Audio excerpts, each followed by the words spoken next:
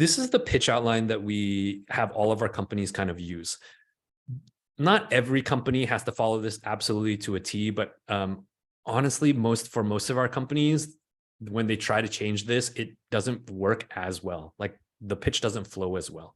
And so we like this structure for a couple of reasons. First, we always start with the problem, because to us, if startups exist to solve problems. And so if people don't understand what your problem is, they're not going to understand anything about your pitch. Like if I don't understand your problem, I don't understand what your solution is going to be. If I don't understand your problem, I don't know how to think about your traction. If I don't understand your problem, I don't know how to think about your market. Problem is the most important slide in the entire pitch. And you really got to be able to nail it. And we spend most of our time working with companies on their pitches about how to talk about their problem in a concise, non-jargon way. Like people just like understand it as soon as you kind of like say it. And so we put that up first. Okay.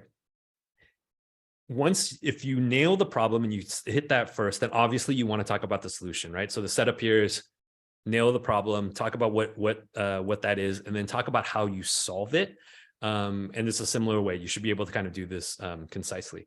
For context for everybody, during the batch program, all of our pitches that we get our companies to do are 3 minutes long.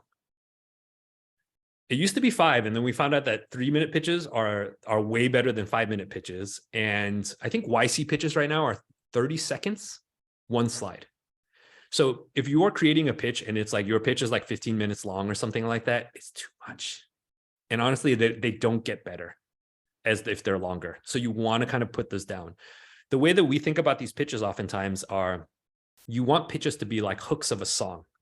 You don't need to explain every last detail of what you're doing, but you need to explain enough so that the investor is kind of like intrigued and wants to talk to you about it. Then if you can get into the stage where you're having a conversation and a discussion about what you're working on, the pitch has done its job.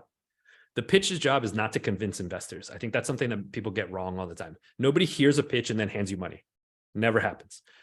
You make a pitch. If the pitch is compelling enough, then they have a conversation with you. And then at some point later, they hand you money. So the job of the pitch is to get to the conversation part. So if it's a 15-minute long pitch, nobody wants to talk to you about it afterwards. I don't, at least. Okay, so nail the problem. Solution obviously comes after that. The reason why we like traction right after the solution is, again, it's evidence. So I just talked about what the problem is. Here's how we solve it. Turns out that it's working. Look at all these people that want this thing that I made, right? We go to market after that, because then it's like, look at all these people that want this thing. Look at how many more people are going to want this. And you can talk about how big the market is and all of that kind of stuff. And then we transition into this competition part where it's like, hey, we're not the only people that notice that this is a really big market. Here are the other people who are playing in this space. Here's why we're better than them. And typically better isn't like my pet peeve for everybody of like competition slides. Some people make competition slides where it's like a checklist of like, we have all these features and all of our competitors don't have these features. Hate it. They never work. And the reason why is nobody wins because they have more features. That's not how companies win, right? And frankly, if you have more features than me, I'll just make those features. Like, you think the company can't make features? Like, you made the features, they can make the features. Don't do competition on features. The thing that matters about competition is typically it comes down to, what do you understand about the problem or the customer or the solution that everybody else doesn't understand? Or what do you believe that about the problem, customer, or the solution that nobody else believes? That's how you win, right? And so, look, some people who are working in a certain space, they think it's all about A. The company that does A the best is going to win. And if you're competing in that space, you can try to compete on A, and you better have a good example for why you're better than them at A. Or the other thing you can do is like, look, this company thinks it's all about A. We think it's about B. Here's why I think it's about B and why A is wrong. That's how we're going to win. So if you think B is the right way to win this market, you should invest in us and not these guys, right? So structurally, that's how you want to take about competition. It's not a matter of like feature list, checklist, or like whatever that is. Okay. So again, to summarize, the way this flows is problem, solution, traction, market, competition. And then after we do the competition, we always like to kind of like hit this like vision part. And it's primarily because we're bringing people out of the like I guess the business end of this. So when you talk about market and competition, now we feel like we're talking about, I don't know, it's like a new consulting McKinsey slide or something like that. And it's like, we want to bring people out of that and we want to get them back into the dreaming part. And especially if you're an early stage startup, this is like a really important part because investors want to like invest in a dream. And so you need to talk about your vision. Vision to us, as we define it, is what does the world look like if you're successful? Right? And it should be concise and specific. If your vision slide is, if we're successful, the world is better, nobody's going to invest in your company. Like, what does that mean? Right? It should be specific. It's like, if we are successful, this certain group of people in Vietnam are going to have more economic mobility because of these things, and they're going to like increase the GDP of Vietnam by this much. Okay, cool. Now we're like talking about something kind of like real and concrete.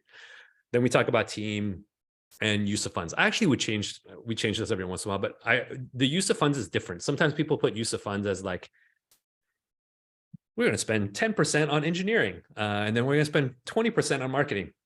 Nobody cares. I don't care. None of the investors care. Nobody cares, at least not at this stage. The way that you want to talk about use of funds is, how much money are you raising to get to what milestone? So the way that we always get our companies to pitch the use of funds and the ask at the same time is, I am raising $1 million to get to $2 million in revenue in the next 18 months. Right. And by the way, that's how investors are going to think about stuff, right? I'm like, cool. I'm going to hand Madhu $1 million and he's going to get to 2 million in revenue. Okay. Then I can have a conversation with him about how he's going to do that and, you know, what are his kind of like plans to do that or whatever and all of that. But I frankly don't care what you're going to spend it on. All I care about is where you're trying to go and what is your plan to get there. And if you end up spending it more on engineers or more on marketing, like, it's fine. But like, I need to know where you're trying to go, how much money you need to get there, and then what is your plan to like make that happen. So that's how we kind of structure this pitch. Maybe I'll try to tell a short story here. If you guys know the American comedian Chris Rock, who I guess is famous now because he got slapped by Will Smith at the Oscars, but before it was just a comedian. One of the things that really stuck out to me about his story is that I read a Vanity Fair article with him, and they were talking about how does he prepare for Netflix specials. And I think I kind of just assumed for some reason that like Chris Rock is like comedic god, and he just shows up to his Netflix special and he's like, I am Chris Rock, I am funny, let me bestow funniness on everybody. And it's just not true. Chris Rock lives in New York City, and he randomly shows up to Comedy Sellers months in advance of the Netflix special, and he's just working on material. So he shows up to the Comedy Cellar unannounced, he walks to the front with a yellow notepad, and he just bombs. And he's trying out content. He's like, is this funny? Is this funny? What if I change the ordering? Okay, what if I pause after this? Okay, what if I say a different thing here? He's working on his routine. And so by the time he gets to the Netflix special, he knows it's funny because he's done it like tons of times, and he knows all the right beats, and he knows all the right topics, and he knows where to kind of like put everything. And he just delivers that. And it's a tried and true thing. Fundraising is the same thing to me. And just like Chris Rock kind of did, you can work on your pitch just like that. You need to figure out what investors are interested in, what's the ordering, where should you pause. Like, you just need to figure all that stuff out, and you just got to like practice.